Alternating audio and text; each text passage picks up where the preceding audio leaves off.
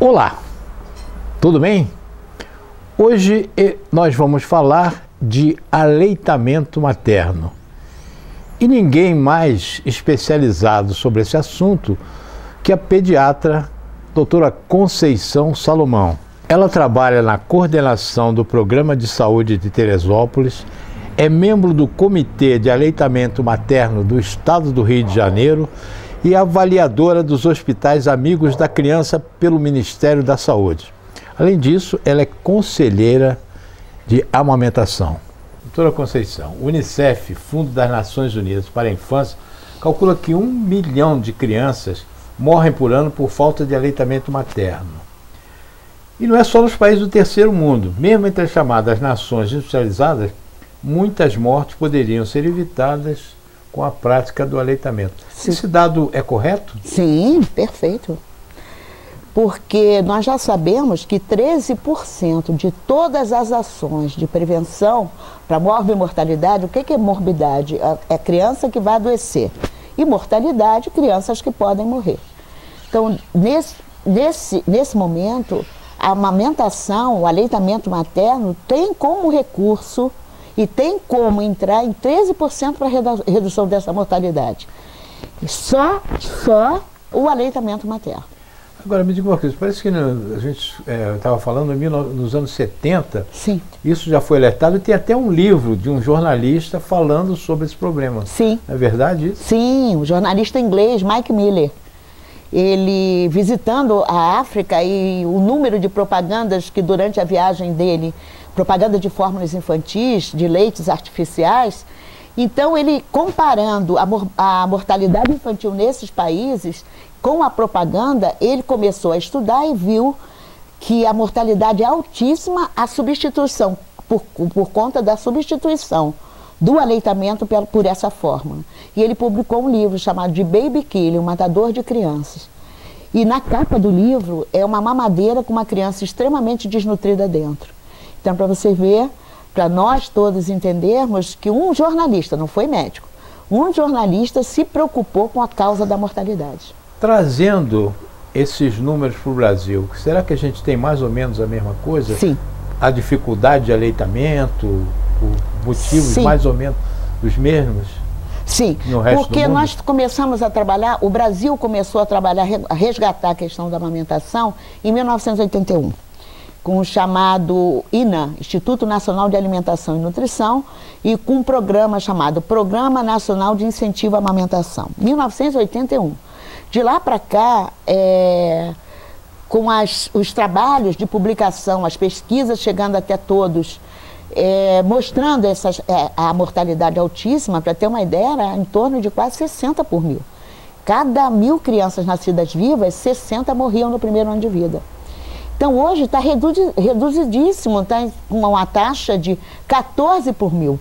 Então, um dos fatores para essa queda foi exatamente o retorno do resgate da amamentação. Agora, me diga uma coisa, a gente falando sobre quais são os motivos principais por que as mães não amamentam seus filhos? São vários motivos. Nós temos estudado bastante o porquê da não amamentação.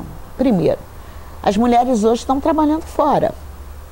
E muitas dessas mulheres não têm como ter um apoio nos seus locais de trabalho para que essa amamentação pode ser continuada.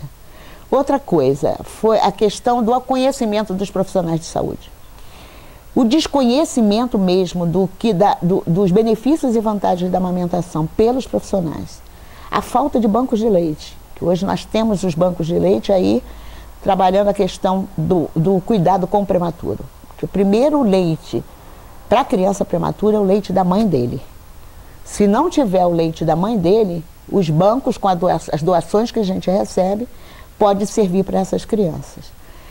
Outra, a introdução de fórmulas. O mercado de propaganda de fórmulas infantis ou de substitutos do leite materno, também foi um dos grandes traumas que nós tivemos para que isso acontecesse, ou seja, o abandono da amamentação. E, além disso, nós estamos agora mostrando que os trabalhos que foram feitos, os trabalhos que fizeram, o que as pesquisas mostraram, trazem isso para a gente. Então, não tem uma culpa direta, são vários fatores que interferem no abandono dessa prática. Agora, me diz uma coisa, tem um problema também estético, né? Tem as mães que não amamentam porque acham que o seio vai ficar caído. Então, tem isso também? São tabus e mitos, né, que vêm de culturas. Então, muitos tabus interferem em mitos e interferem em si. Mas, hoje em dia, com o trabalho da equipe de saúde mostrando que não é tão assim, e não atrapalhando, não tirando a cultura que vem, mas levando a essa população e essas mulheres novas culturas, introduzindo, isso realmente não é um dos grandes fatores que interferem, não. Não. Agora, tem uma legislação no Brasil quanto a isso, uma legislação que diga que não pode fazer, por exemplo, não pode haver grandes propagandas de leite que substitui o leite materno? Tem alguma coisa? Sim, tem. É lei, não é portaria. É Lei Federal 11.265 de 2006, que limita a propaganda pelos meios de comunicação. Então, é uma lei interessante. Essa lei, ela é conhecida mundialmente. Essa lei é a melhor lei de proteção à amamentação do mundo, isso já reconhecido, mas que poucos conhecem. Me diga uma coisa, durante quanto tempo a criança deve ser amamentada exclusivamente com leite materno? Bom, a recomendação, é interessante que a recomendação até 1991 era 4 ou 6 meses, exclusiva no peito, só leite materno, até o 6º mês, até o quarto mês. Mas, em 1991, na 54ª Assembleia Mundial, o nosso ministro da época, que era o ministro Serra, foi até ao encontro nessa Assembleia e sugeriu que mudássemos para 6 meses. Então, a amamentação é recomendada atualmente até 6 meses exclusivamente, sem achar o suco, sem água achar o suco, e até 2 anos complementado com outros alimentos. Me diga uma coisa, que elementos o leite materno oferece que o leite químico, que é o leite feito a partir do leite de vaca, não tem? Que coisas as pessoas podem esperar se amamentar seja melhor para os filhos delas? Primeiro, é um leite de espécie para espécie. Cada espécie, mamífero, cada espécie mantém ou produz um leite para sua cria.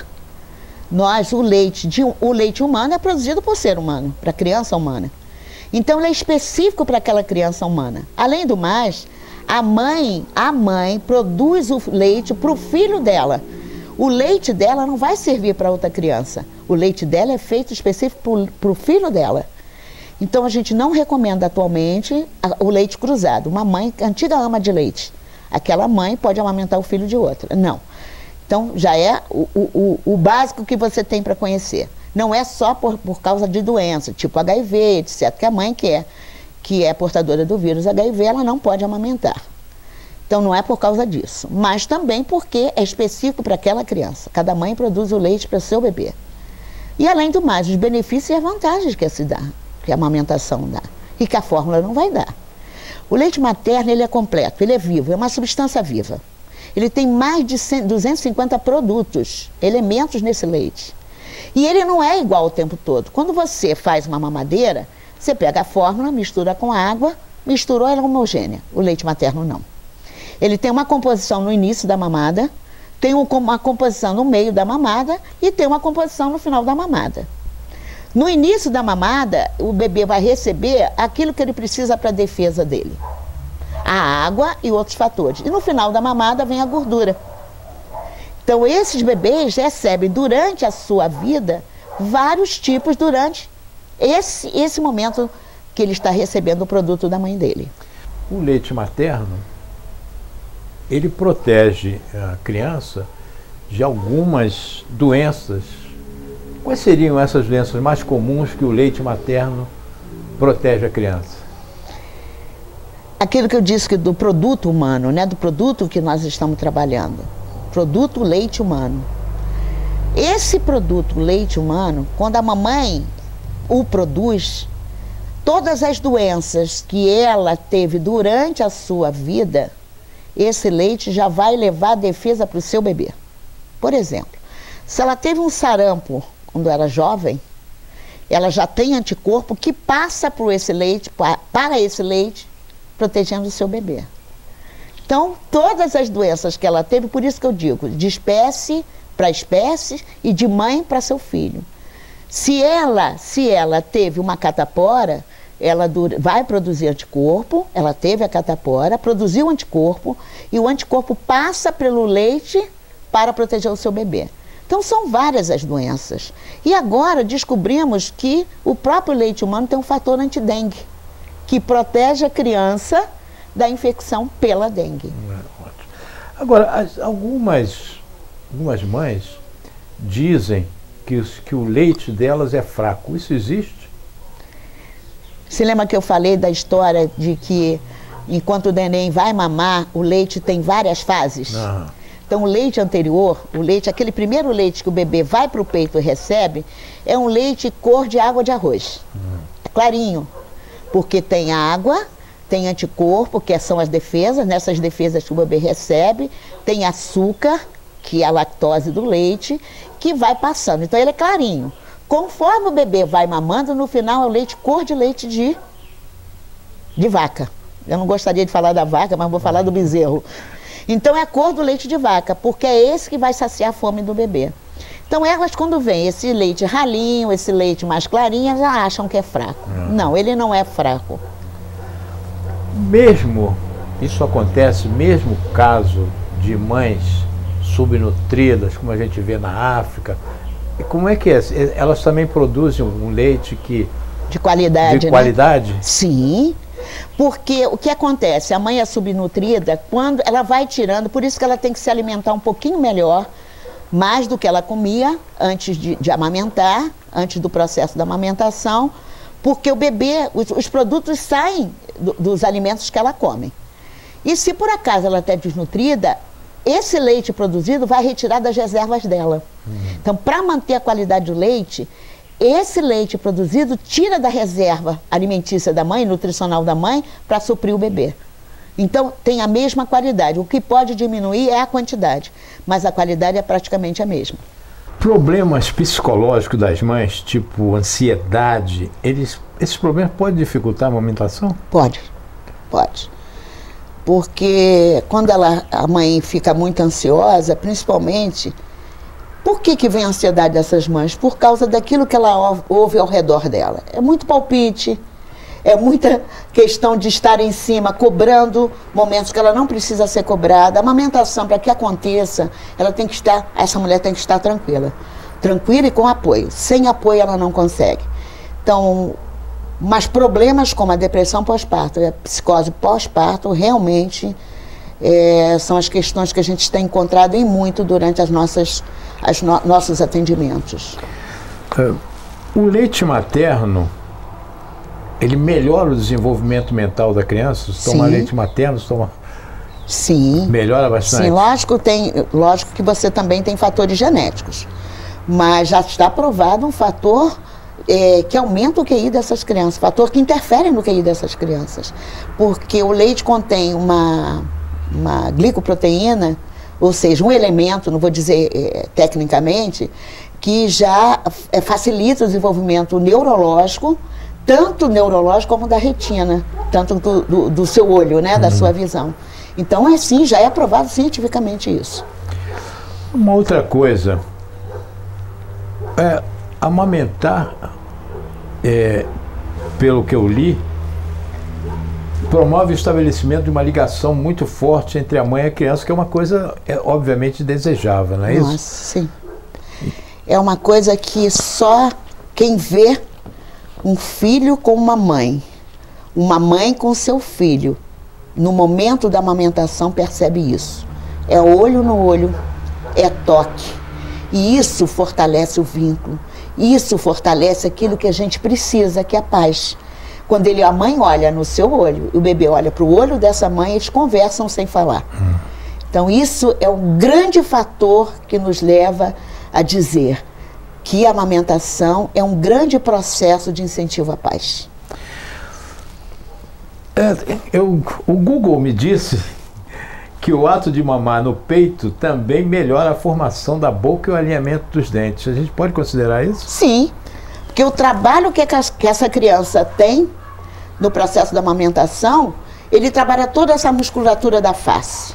Para ter uma ideia, o bebê nasce com isso aqui, que é o queixinho, bem evoluído. Com a amamentação, ele vai trabalhando essa musculatura da face e da mandíbula, que faça com que isso aqui, o alinhamento dos dentes fique melhor, a fala fique melhor, porque ele trabalha com a sua língua, a língua não fica estática. Com a mamadeira, a língua fica estática, posturada lá atrás. Com a amamentação, não, ela trabalha o tempo todo. Então, isso facilita e muito, tanto a mastigação, quanto a fala, e quanto o desenvolvimento, o ordenhamento dos dentes, ou alinhamento dos dentes, melhor dizendo. Durante a gestação ocorrem modificações naturais no corpo da mulher, né? Muita mulher fica aquele negócio engorda. Se ela amamentar normalmente, a criança ela pode voltar ao normal ou precisa fazer dieta depois? Sim. Você lembra que eu falei logo no início, que você perguntou se uma mãe desnutrida, ela pode ter uma qualidade do produto para o seu bebê perfeita? Eu disse que sim. É a mesma coisa. A mulher que sai do processo da aparição, que a gente fala, né, tanto da gestação quanto do momento do parto, do pós-parto, ela diminui porque a criança vai tirando as reservas dela para produzir, aliás, o leite dela vai tirando as suas reservas para passar para o seu bebê. Então, rapidamente ela emagrece. Rapidamente ela emagrece. Rapidamente ela volta às condições de normalidade também do útero, viu? O bebê tem hora certa para mamar? Não. Não. Ele é que manda. Ele que comanda. Ele que comanda. A fome dele é que comanda. Por isso que quanto mais, olha que bonito, quanto mais o bebê mama, mais a mamãe produz. Por isso que a gente chama amamentação, a gente diz, qual o tempo? Livre demanda. O que é livre demanda? O momento que ele assim, o desejar, o peito tem que estar disponível para ele. Isso sacrifica um pouco a mamãe, mas ela depois ele vai, com o tempo ele vai já adquirindo o seu horário. Eu tenho uma filha que acordava 3 vezes por noite e eu tinha que botar ela para dormir. Isso. Nos primeiros meses, depois... Primeiro mês, segundo mês, realmente é meio mais difícil para as mamães. Agora, com a mulher que produz, se é que existe isso, produz mais leite do que o bebê pode tomar, o que ela pode fazer? Eu acho que eu falei sobre os prematuros. Então eu peço até encarecidamente que ela doe esse produto, que ela vai salvar os prematuros. Aí todo mundo, tem gente que é esperta quando pega e se lembra, doutora, que a senhora falou para mim que o leite é para cada criança, cada mãe vai produzir o leite para cada criança. Como é que esse leite que vai ser doado vai para o prematuro? Então esse leite que é doado, ele passa por um processo de qualificação antes de ir para o prematurinho. Então, esse leite tem um valor muito grande para o prematuro. Tem alguma posição especial para o bebê ficar quando ele está sendo amamentado? No início da amamentação, por exemplo, a mamãe pariu, a mamãe teve seu filho, logo no início eles têm que aprender. E eu digo sempre, a cada mãe, a cada gestação, nasce uma mãe. A mãe de um filho que ela teve, não é essa mesma mãe do segundo filho. Porque a cada momento que ela passa por um processo gestacional, é um outro momento. Então, a cada amamentação, a cada gestação, nasce uma mãe. Então, muitas vezes, ela teve uma dificuldade no primeiro filho em amamentar, ela pode ter um grande sucesso na segunda amamentação. E não quer dizer que o primeiro bebê que ela teve, com sucesso da amamentação, o segundo também vai acontecer o mesmo. Porque ela está em outro momento, ela está em outra situação. Então, realmente, quando a gente fala em amamentação, a gente tem que pensar num complexo. Não é aquilo que todo mundo diz, põe para mamar que a mamãe vai sugar. Não. No início, eles têm que aprender, sim. A posição é bem próxima, o bebê é bem próximo da mãe, de frente para o peito da mãe, porque é ali que está o pratinho dele, para que ele possa, com a sua boca, retirar o leite adequadamente, senão vai doer. Se o bebê pega numa posição errada ou num local errado, vai doer e muito. Então ela tem que aprender. Depois não. O bebê cresce, vai mamar até de cabeça para baixo. Ele pega no peito de qualquer momento. Ele já sabe onde pegar. Doutora Conceição, muito obrigado pela sua entrevista. De nada.